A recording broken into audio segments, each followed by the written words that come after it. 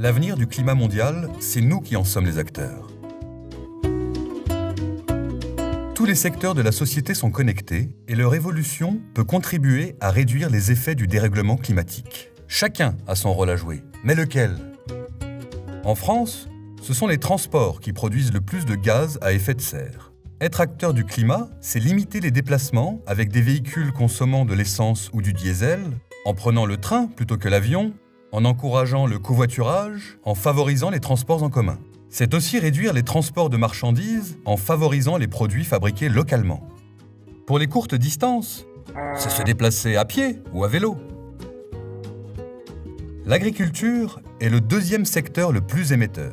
Être acteur du climat, c'est diminuer sa consommation de viande et privilégier des produits de saison cultivés à proximité.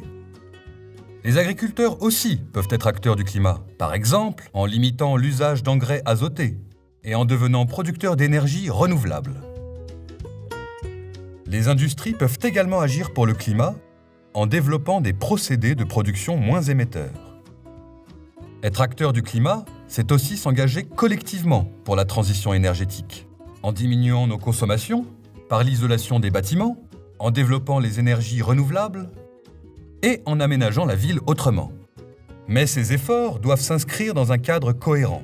Pour cela, il faut appeler nos dirigeants à prendre les décisions nécessaires. Ces changements, dont nous sommes les acteurs, doivent s'accompagner d'actions à l'échelle mondiale.